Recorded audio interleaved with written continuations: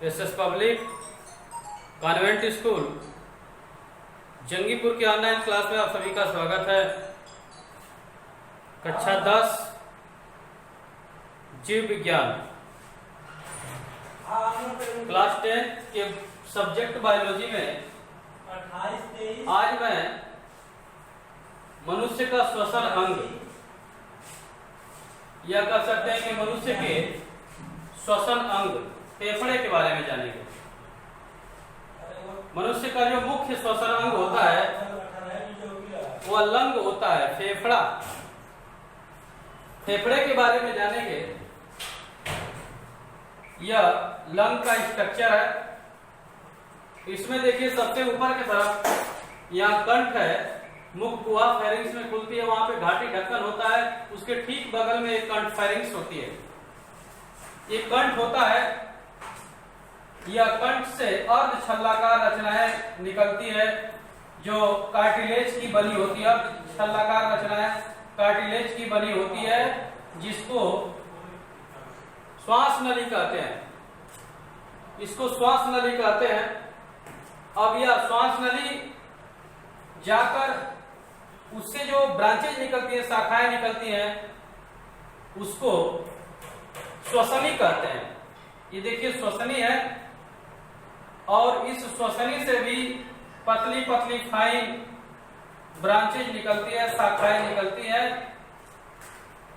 जिसको श्वसनिकाएं कहते हैं।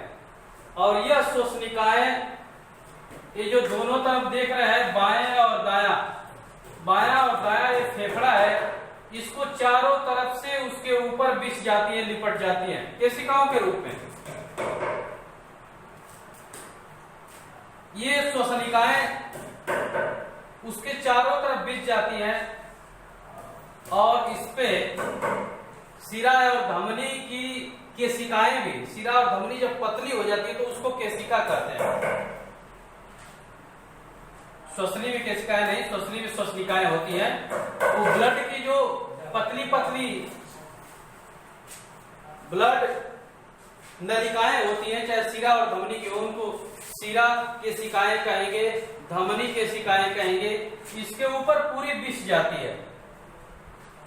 ये दो पिंड है, मतलब कि ये दो भाग, इसको कहते हैं दायां फेफड़ा और इसको कहते हैं बायां फेफड़ा। और इसी के अंदर जाती है श्वसनिकाएं। श्वास नली बटकर श्वसनी और श्वसनिकाएं जाकर इसी में बट जाती है। अब यहाँ देखिए, यह इसका दायां भाग है, यह इसका बायां भाग है। यह बायां फेफड़ा है और यह दायां फेफड़ा।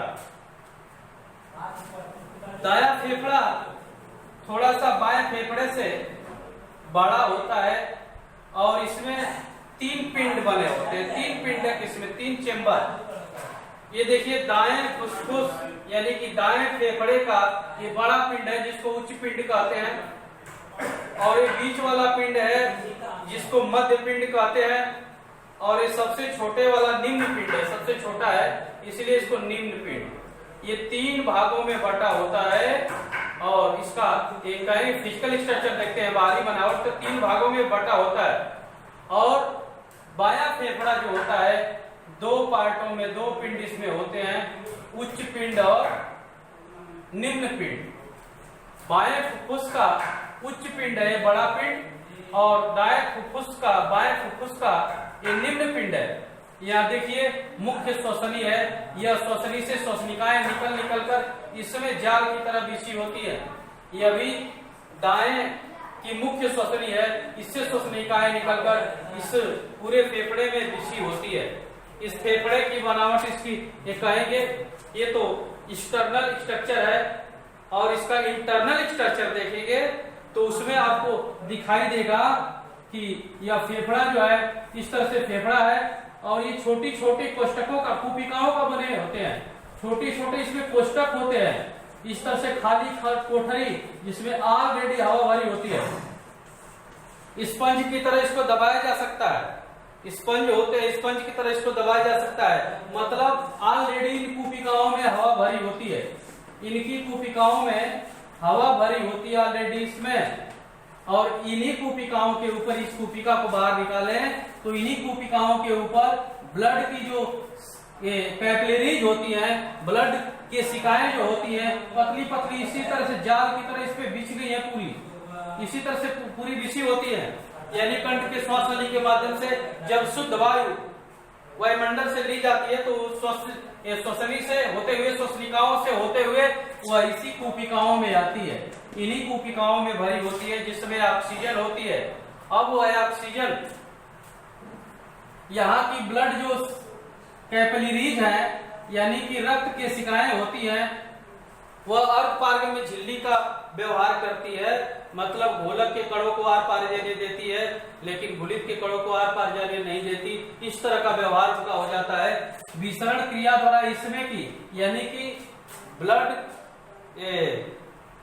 ब्लड कैपिलरीज की विसरण क्रिया द्वारा जो उसमें कार्बन डाइऑक्साइड होती है वह इन कूपिकाओं में चली आती है और कूपिकाओं में पहले से जो वायुमंडल से ली गई शुद्ध वायु में ऑक्सीजन है, यह ऑक्सीजन ब्लड में चली जाती है और ये ब्लड कैपिलरीज और फेफड़ों की कूपिकाओं के बीच इनमें जो गैसों का आदान प्रदान होता है किसका होता है? ऑक्सीजन का और कार्बन डाइऑक्साइड का। ऑक्सीजन और कार्बन डाइऑक्साइड का यहाँ पे विसरण क्रिया द्वारा आदान प्रदान हो जाता है। अब यह ऑक्सीजन ब्लड में चली जाती है और ब्लड की कार्बन डाइऑक्साइड जो कोशिका में भोजन के ऑक्सीकरण के फलस्वरूप बनी थी, ब्लड के माध्यम से आई थी, वह इन फेफड़े की कूपिकाओं में चली आती है। फेफड़े की कूपिकाओं में आ गई कार्बन डाइऑक्साइड और फेफड़ों की कूपिकाओं में, तमाम फेफड़ों की कूपिकाओं में कार्बन डाइऑक्साइड आती है। इस तरह से एक दबाव बनता है और वह कार्बन डाइऑक्साइड इन्हीं रास्तों से वायुमंडल में छोड़ दी जाती है। नासा छिद्रों द्वारा उसको मुख से वायुमंडल में छोड़ देते हैं। तो ऑक्सीजन हम जब लेते हैं नासा छिद्रों द्वारा या कभी कभार मुख के माध्यम से, वह ऑक्सीजन श्वास नली से होते हुए इन्हीं फेफड़ों में जाती है, ठीक ना, इन्हीं फेफड़ों में जाती है। इनके ऊपर एक झिल्ली होती है जिसके बीच में झिल्ली और इसके बीच में एक द्रव भरा होता है जिससे इसके आघात को, इस फेफड़े के आघात, बाहरी आघात से बचाया जा सकता है। तो ये फेफड़े और आंतरिक संरचना में इस तरह की संरचना देखेंगे। इसको छोटी छोटी कूपिकाएं होती हैं, इन कूपिकाओं से मिलकर यह फेफड़ा बना होता है। तो ये रहा फेफड़े का स्ट्रक्चर, लंग का स्ट्रक्चर। आगे अगली वीडियो में हम श्वासोच्छ्वास की क्रिया विधि क्या होती है उसके बारे में बताएंगे। बस आज इतना ही, धन्यवाद।